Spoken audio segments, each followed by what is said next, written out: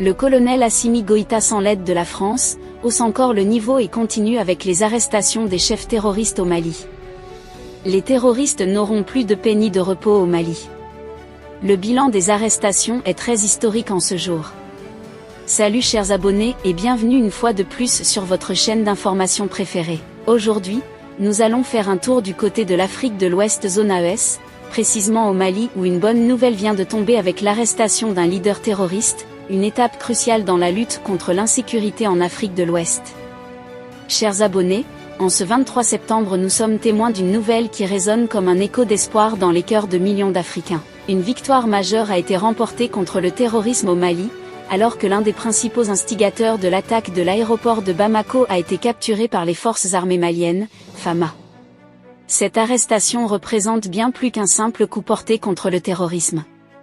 Elle symbolise la renaissance d'une Afrique qui refuse de pincer sous la violence et les ingérences extérieures. Les amis, cette victoire, nous devons la célébrer non seulement en tant que Maliens, mais en tant qu'Africains conscients et engagés dans la lutte pour la liberté, la sécurité et la souveraineté du continent.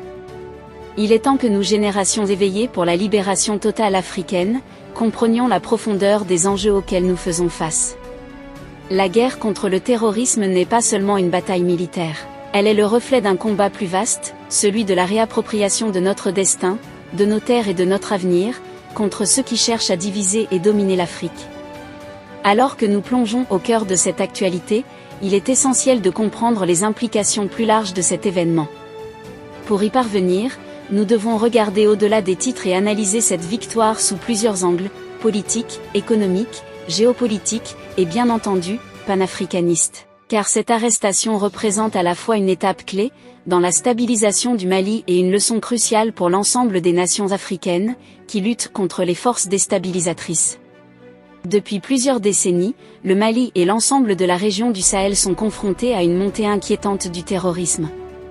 Ce fléau n'est pas une simple conséquence de l'instabilité locale, mais bien le fruit d'un long processus d'ingérence étrangère, de pillage des ressources naturelles et de manipulation géopolitique. En effet, depuis l'intervention militaire de la France en 2013 sous l'opération Serval, les groupes djihadistes se sont intensifiés dans leurs actions, profitant du vide sécuritaire laissé par un État affaibli.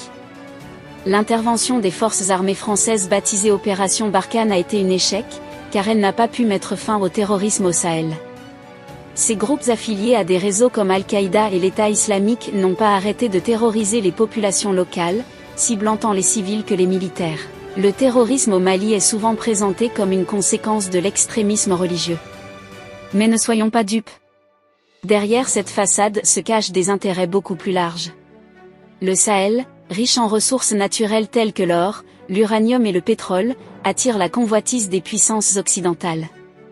L'instabilité de la région devient ainsi un prétexte pour justifier la présence militaire étrangère et maintenir une forme de néocolonialisme, sous couvert de lutte contre le terrorisme. L'arrestation du chef terroriste impliqué dans l'attaque de l'aéroport de Bamako marque un tournant décisif dans la lutte contre l'insécurité au Mali. Cet homme, identifié comme un instigateur majeur des violences dans la région, a été capturé suite à une opération méticuleusement préparée par les FAMA, en collaboration avec des partenaires étrangers. Cette capture ne doit pas être vue comme une simple victoire tactique. Elle porte un message fort, celui que l'État malien sous la conduite de son président de transition le colonel Assimi Goïta, reprend le contrôle de sa sécurité et de son territoire. C'est un signal envoyé à toutes les personnes mal intentionnées, qui continuent de semer la terreur dans le pays. Leur temps est compté. Les amis, si cette arrestation affaiblit temporairement les capacités opérationnelles de ce groupe terroriste, elle ne met pas un terme définitif à la menace. La guerre contre le terrorisme est loin d'être terminée, et la vigilance reste de mise. Mais au-delà de la dimension militaire, c'est l'impact symbolique de cette arrestation qu'il faut retenir. Elle redonne espoir aux populations maliennes, lassées par des années de conflits et de terreur.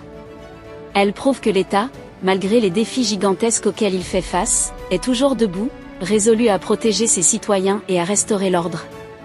Et ceci donne raison à l'État malien qui a complètement tourné le dos à l'ancienne puissance colonisatrice qui n'est rien d'autre que la France. Car sans le soutien de la France, l'armée malienne avec les nouveaux partenaires internationaux comme la Russie et sous-régionaux comme le Niger et le Burkina Faso, parvient à mettre hors d'état de nuit les forces du mal.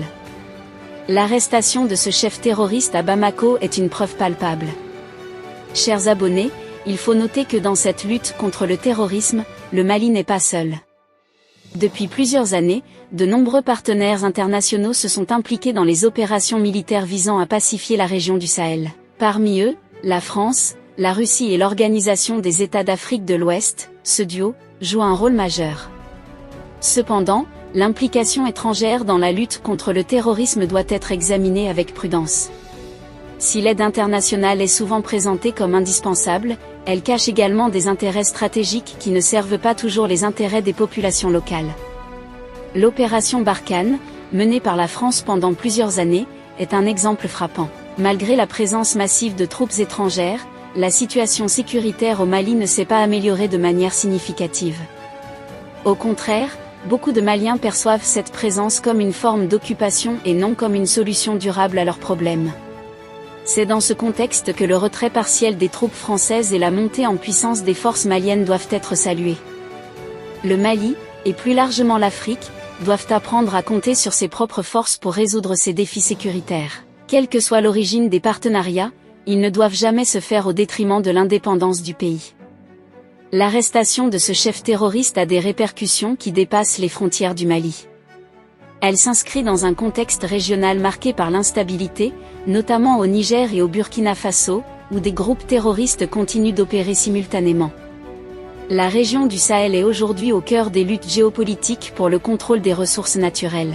Les grandes puissances, qu'elles soient occidentales ou émergentes, tentent d'imposer leur influence sous couvert de sécurité. Mais pour nous, Africains conscients, la vraie question est de savoir comment reprendre le contrôle de notre propre destin.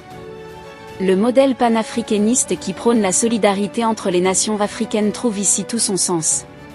Face à une menace terroriste transfrontalière, les pays de la région doivent renforcer leur coopération.